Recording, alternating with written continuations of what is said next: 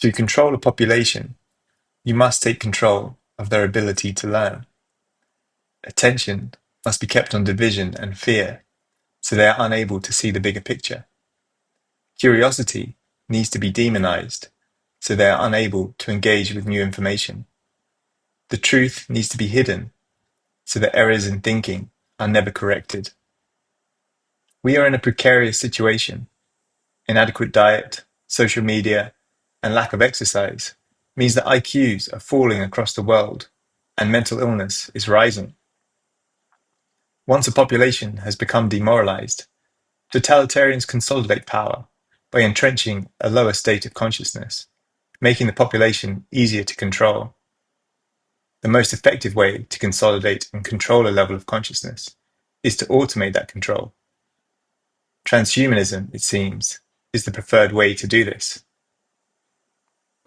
By hacking organisms, elites may gain the power to re-engineer the future of life itself.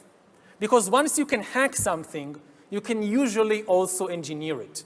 All of life, for 4 billion years, dinosaurs, amoebas, tomatoes, humans, all of life was subject to the laws of natural selection and to the laws of organic biochemistry. But this is now about to change. Science is replacing evolution by natural selection with evolution by intelligent design.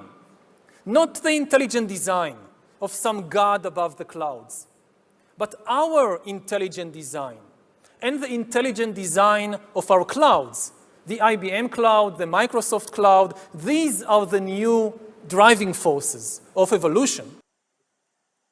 Across the world, people are waking up to the agenda, but time is short. There are many ways to fight back, and each person has their own unique skills and interests. But to be most effective in this spiritual war, and to take back control of our mind in the fight for freedom, we need to learn how to learn. Spartacus! Spartacus!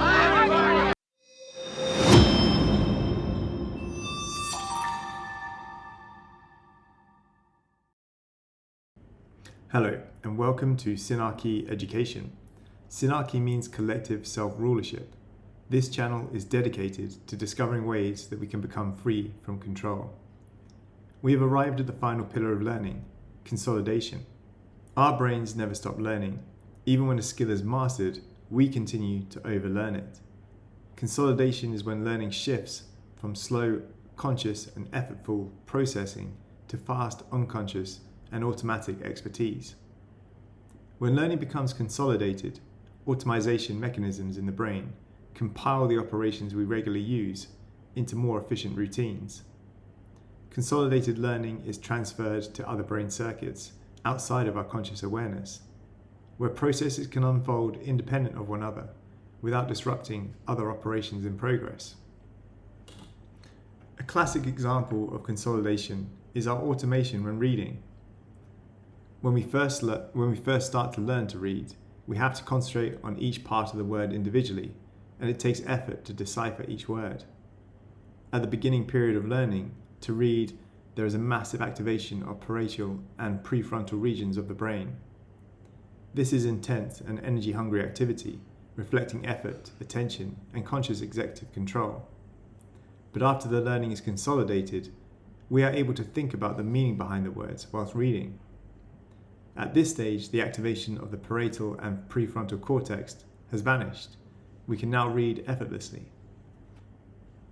Whether we learn to type, play a musical instrument, or drive a car, our movements are initially under the control of the prefrontal cortex.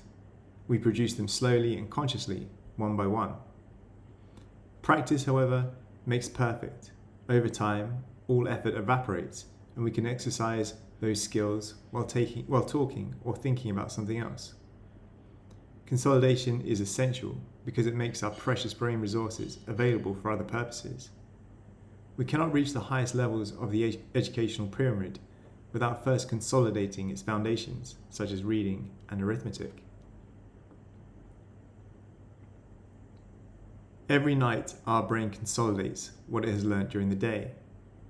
While we sleep, our brains remain active. It runs a specific algorithm that replays the important events it recorded during the previous day and gradually transfers them into a more efficient compartment of our memory. The respective roles of the different stages of sleep are not yet perfectly established, but it seems that deep sleep allows for the consolidation and generalization of knowledge, while REM sleep, during which the brain activity is close to the state of wakefulness, reinforces perceptual and motor learning. One fascinating question is, can sleep really increase our creativity and help us solve problems? Every night, our floating ideas from the day are reactivated hundreds of times at an accelerated rate, thus multiplying the chances that our cortex eventually discovers a rule that makes sense. When neurons fire 20 times faster during replay, information gets compressed. Cells that were far apart in time while awake now fire closer together in sleep.